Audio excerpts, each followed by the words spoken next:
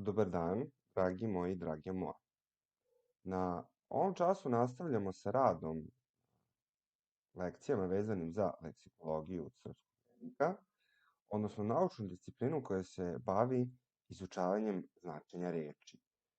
Njeno osnovno polje proučavanja jeste izučavanje upravo leksičkog značenja reči i leksičkih odnosa među rečima, a na današnjem času mi izučavamo prvi leksički odnos, a to je polisemija.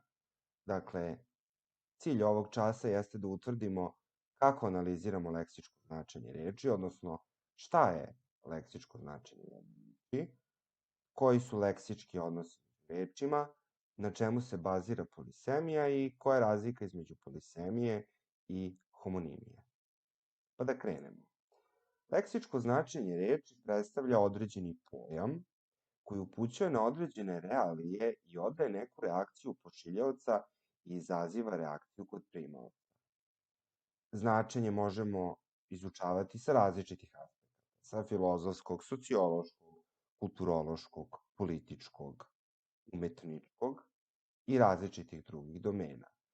Međutim, jezičko značenje, odnosno leksičko značenje je sveobuhvatno značenje i ono zaista upućuje, odnosno određuje pojam koji će nas upućivati na određene pojave u svetu koje se kroz komunikativne rečenice šalju pošiljaocu, a konačno izazivaju neku reakciju kod samog primaoca.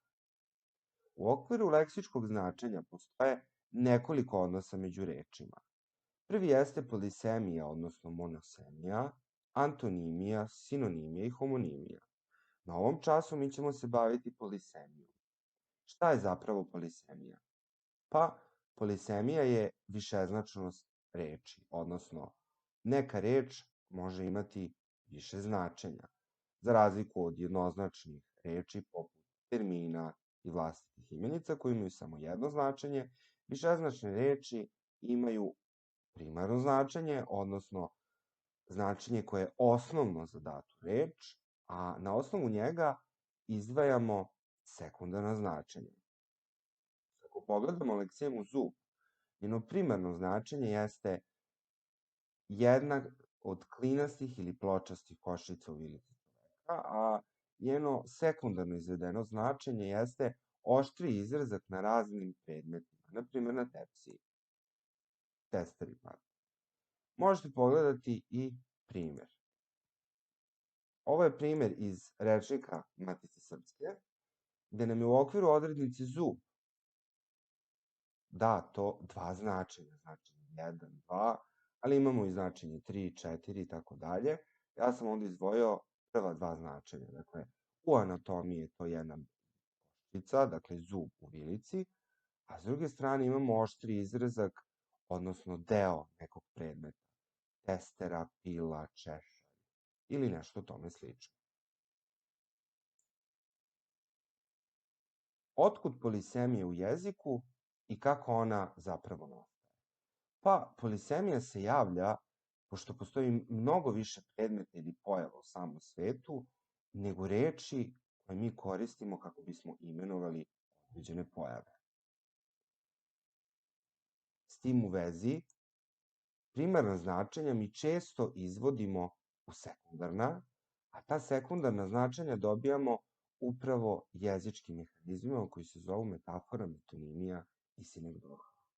Ranije ste ih učili kao stilske figure u okviru književno-umetničkih tekstova, međutim, treba da znamo da su metafora, metonimija i sinekdoha zapravo leksičko-jezički, odnosno jezički mehanizmi i njima zapravo gradimo mnoga značenja reči u srpskom jeziku. Kao što već znate, metafora je prenošenje imena jednog pojma na drugi na osnovu neke sličnosti. Osnovno značenje reči krilo jeste deo, odnosno organ ptice koji služi da leti, ali smo putem metafore, odnosno po sličnosti, s obzirom na to da krilo aviona ima sličnu funkciju i podsjeća na krilo ptice, imenovali taj pojam kao krilo aviona. Potom smo u okviru šatora imenovali šatorsko krilo, I konačno u jeziku fudbala levo krilo ili levi bek naziva se fudbaler koji igra na levoj poziciji i njegova je funkcija poput krila same ptice. Na osnovu čega nastaje sličnost među rečima? Pa tu postoji nekoliko podudaranja. Podudaranje po obliku. Jezik na cipeli nas podsjeća na ljudski jezik u svom obliku. Po položaju noga stola je pozicionirana kao noga čoveka, dakle dole. Funkcija kralj u nekoj državi je dobio funkciju kralja u šahu. Po nekoj boji klasje može da bude zlatno, kao što je i neka narukvica zlatna, zato što ta boja podsjeća na zlatnu. Postoji sličnost prostora sa vremenom. Ako postoji daleka putanja, pa može biti i daleka prošlost. Dakle, vreme se sada određuje prema mesnim epitetima. Isto tako postoji sličnost između konkretnog i apstraktnog, pa tako sada ako imamo zlatnu medalju koja veoma vredi, pa možemo reći da postoji zlatno dete koje je veoma dobro i vredno. Drugi mehanizam jeste metonimija. Metonimija je prenošenje imena jednog pojma na drugi pojam sa kojim je u neposrednom kontaktu na osnovu neke logičke povezanosti. Izgovorivši rečenicu popio sam čašu soka, ja sam zapravo rekao da sam popio onu količinu tečnosti koja staje u nju ili stoji u njoj. Dakle, ja nisam popio čašu, nisam progutao predmet, nego svu količinu koja postoji u njoj. Sličnost se u metonimiji povezuje na sledeći način. Mesto i njegov stanovnik. Umesto svi ljudi u gradu spavaju, mi ćemo reći grad spava. Ustanova i zaposleni, škola ne radi, odnosno svi zaposleni u školi ne rade, niti deca idu u školu. Kada kažem poneo sam tanjir supe, to znači da sam uporedio posudu i količinu, odnosno pojeo sam supu iz tanjira. Prostor i nameštaj nas upućuje na kupili su kuhinju, odnosno nameštaj u kuhinji. I konačno autor i njegovo delo, pa ja kada kažem čitam Andrića, ja ne čitam Andrića kao Andrića, već njegova dela koje je on napisao. Koja je razlika između metafore i metonimije? Metafora se bazira na nekoj sličnosti, dakle, dva pojma ne moraju biti u značajskom odnosu bliskosti, za razliku od metonimije gde oni moraju biti bliski i logički povezani. Keramički tanjir bi nam bio osnovna reč, ali ako izvedemo leteći tanjir, pa on samo po obliku podsjeća na keramički tanjir i to je metafora. Ali ako kažem tanjir supe koji sam pojeo, to je već logička veza, jer ja nisam pojeo tanjir, nego sam pojeo sadržinu u samom tanjiru. Konačno, treći proces naziva se sinekdohom. Ona se često u literaturi navodi kao podvrsta metonimije. Šta je sinekdoha? Pa to je prenošenje imena jednog pojma na drugi pojam na osnovu veze deo celina. Kada kažemo objavili su 5 naslova, pa nisu oni objavili naslove, nego su objavili 5 knjiga i svaka od njih ima između ostalog naslov, ali ona ima i sadržaj, i kraj, i početak, i pogovor, i predgovor, i samu sadržinu romana.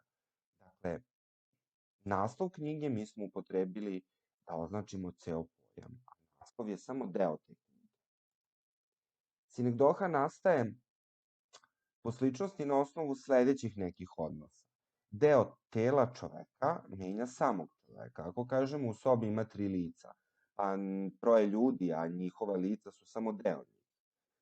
Deo predmeta, kad kažem imam krov nad glavom, pa ja nemam samo krov, nego imam celu konstrukciju, ali krov mi reprezentuje kuću. Naziv biljke ili životinje menja vrstu. Ako kažemo da je ovca domaća životinja, pa nije samo ovca jedna, nego sve ovce i konačno jednina menja množinu kada kažemo seljak štrajkuje umesto seljaci štrajkuju.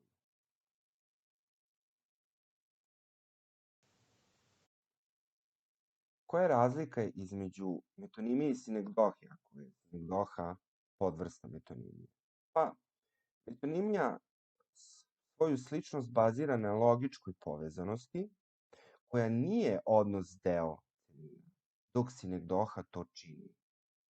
Čitam odličan Andrićev naslov. Ja čitam knjigu sa nekim specifičnim naslovom i to nam je sinekdoha. Dakle, samo smo deo zamenili. Ali ako kažem čitam Andrića, ja ne čitam deo Andrića, nego čitam njegove knjige, njegovo stvaralaštvo, to bi bila tipična metonimija.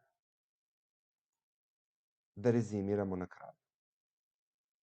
U jeziku je vrlo važan odnos leksema nazvan polisemija, najpre zato što u njemu postoji nešto što se zove monosemičnost ili jednoznačnost reči, koju imaju termini i vlastite. Polisemija je višeznačnost koja posjeduje primarna i sekundarna značenja. Svaka reč posjeduje primarna i sekundarna značenja, a sekundarna značenja se najčešće grade pomoću jezičkih mehanizama koje nazivamo metaforom, poređenjem po sličnosti, metonimijom, poređenjem po logičkoj vezi i sinekdohom, poređenjem ili zamenom pojmova po logičkoj vezi deo celine. Zašto su nam važni pojmovi jezičkih mehanizama u nastanku sekundarnih značenja polisemije? Pa, zato što bogatimo sopstveni rečnik. Mi govorimo sopstveni maternji jezik, naučili smo ga od detinjstva, ali i tokom svog obrazovanja, školovanja, mi bogatimo rečnik, gradimo jezičku kulturu i na taj način uspešnije i zrelije se zapravo izražavamo. Vrlo važno jeste i kod usvajanja stranih jezika upravo prepoznavanje polisemičnosti različitih reči u maternjem jeziku, ali i u stranom jeziku, kako bi transfer prilikom same prevođenja bio adekvatan. To bi bilo to kada je reč o polisemiji. Hvala na pažnji.